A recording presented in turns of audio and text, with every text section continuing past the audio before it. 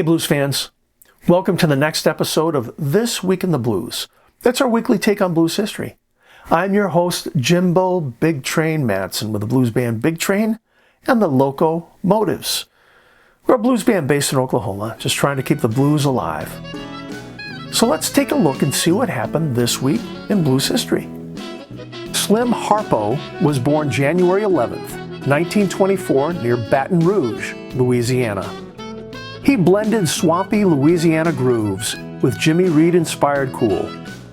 Before his music career took off, he worked at everything from construction to longshoreman. He turned to music under the name Harmonica Slim, backing Lightnin' Slim before cutting his own classics.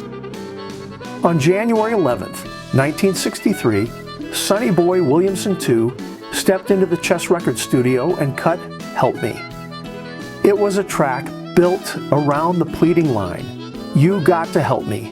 I can't do it all by myself."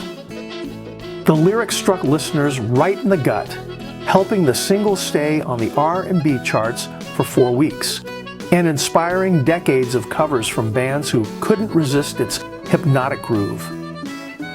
Mississippi Fred McDowell was born January 12, 1904 in Rossville, Tennessee, and brought a deep authenticity to hill country slide guitar.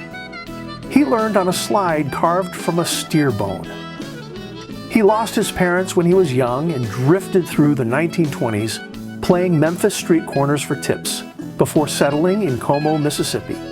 For more than 30 years, he farmed by day and played music by night, developing the raw, droning style that would influence generations of blues and rock players. Louise Johnson adds another chapter to our Mississippi ghost stories. A fiery Delta blues singer and pianist, active in the 1920s and 30s, she lived in Clarksdale and traveled to Grafton, Wisconsin in 1930 to record for Paramount with Son House, Willie Brown, and her partner, Charlie Patton. She cut 4 powerful sides, singing with surprising force for her small frame, often dipping into delightfully dirty blues. On the long trip home, Johnson reportedly fell into a love triangle with Patton and House, a twist Patton later nodded to in Joe Kirby Blues. And that had to be one very uncomfortable ride home. Earl Hooker was born January 15th, 1930 in Clarksdale, Mississippi. He moved to Chicago as an infant and grew into one of the most electrifying slide guitarists of the electric blues era. A true musician's musician, he played with Sonny Boy Williamson II, Junior Wells, and John Lee Hooker, while also leading his own bands. Hooker's showmanship was legendary, playing with his teeth, behind his neck, or between his legs. Lester Mad Dog Davenport was born January 16th, 1932 in Chula, Mississippi. He moved to Chicago at the age of 14 and soon made history blowing harp on Bo Diddley's 1955 chess session that produced Pretty Thing and Bring It to Jerome. He later joined the band The Kinsey Report and released several strong solo albums.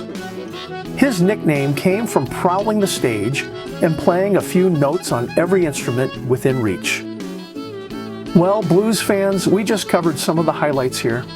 If you want to know more about these artists or other things that happened this week in the blues, be sure to follow our social media pages, or just go out and visit our website at bigtrainblues.com.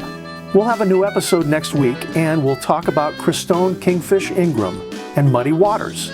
It's going to be a great show, so we'll see you then.